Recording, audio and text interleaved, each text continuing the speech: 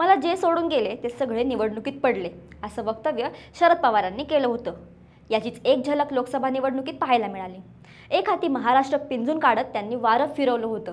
शरद पवारांनी त्यांना सोडून गेलेल्या काही नेत्यांविरोधात आक्रमक भूमिका घेतली होती। कोणत्याही परिस्थितीत त्यांचा पराभव करायचाच असा चंग त्यांनी बांधला होता। लोकसभेला शरद पवारांच्या राष्ट्रवादीला 10 पैकी 8 जागांवर घवघवीत यश मिळालं, तर अजित पवारांना फक्त एकच खासदार निवडून आणता आला। महायुतीत अजित पवारांची अवस्था तेलही गेलं तूपही गेलं आणि हाती दुपाट नालं अशी झाली होती। आता विधानसभेला देखील शरद पवार अजित पवारांना जेरीस आणतील असं बोललं जात आहे। शरद पवारांनी तगडी फिल्डिंग लावल्याचं पाहायला मिळते। शरद पवारांचा नेमका प्लॅन काय, कोणते मतदारसंघ ठरणार गेम चेंजर, हेच आपण आजच्या व्हिडिओत पाहणार आहोत। नमस्कार, मी मृदुला आणि तुम्ही पाहताय थोडक्यात। विधानसभा निवडणुकीच्या तोंडावर अजित पवार गटातील अनेक नेते तुतारी हाती घेण्याच्या तयारीत असल्याचं दिसते।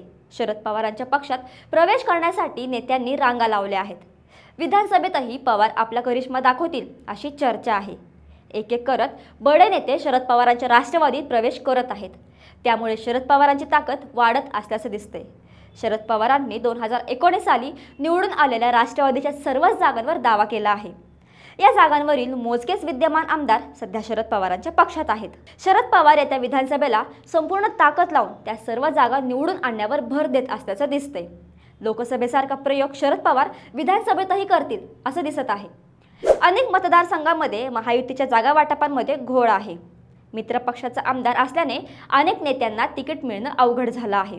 अशा नेत्यांसाठी शरद पवार आशेचा किरण ठरताना दिसत आहेत। यातल्याच काही उमेदवारांना गळ लावण्याचा पवारांचा प्रयत्न असल्याचं दिसते। हर्षवर्धन पाटील हे त्यातलंच एक नाव। हर्षवर्धन पाटील इंदापूरचे आमदार होते, मात्र गेली 2 टर्म राष्ट्रवादीच्या दत्ता भरणेंनी त्यांचा पराभव केला। त्यावेळी दत्तात्रय भरणे शरद पवारांकडून लढत होते। आता भरणेंना शरद पवारांच्या विचारांच्या विरोधात निवडणूक लढायची आहे। त्यातच हर्षवर्धन पाटील राज्याच्या राजकारणातील मोठं नाव आहे।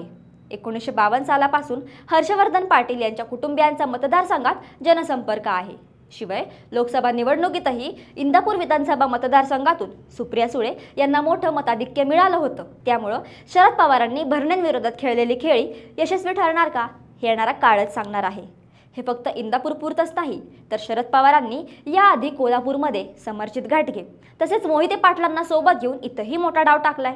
यामध्ये आणखी काही नावांची भर पडण्याची शक्यता आहे। सध्या नवी मुंबईमध्ये एक हाती सत्ता असणारे गणेश नाईक असोत किंवा फलटणचे आसपासच्या विधानसभा मतदारसंघांवर प्रभाव पाडणारे रामराजे नाईक निंबाळकर असोत, ही मंडळी देखील आगामी काळात कोणत्याही क्षणी तुतारी हातात घेण्याची शक्यता आहे। यामुळे राष्ट्रवादी काँग्रेस शरदचंद्र पवार पक्षाची ताकद दिवसेंदिवस वाढताना पाहायला मिळत आहे। या नेत्यांची राजकीय ताकद लक्षात घेता त्यांची ही घरवापसी त्यांच्या मतदारसंघात निर्णायक ठरण्याची शक्यता आहे। शरद पवारांच्या नावाचा करिश्मा महाराष्ट्रात तयार व्हायला सुरुवात झाली आहे आणि या करिश्म्यासोबतच राहण्यासाठी बहुतांश नेत्यांची धडपड सुरू झाली आहे। पक्षप्रवेशासाठी शरद पवारांकडे रांगा लागल्याचं सांगितलं जाते, पण कुणाला पक्षात घ्यायचं आणि कुणाला नाही हे शरद पवार स्वतः ठरवत आहेत।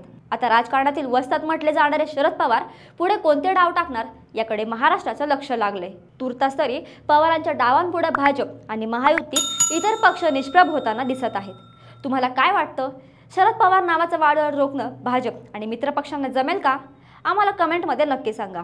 हा व्हिडिओ आवडला असेल तर खालील लाईकचं बटन नक्की दाबा।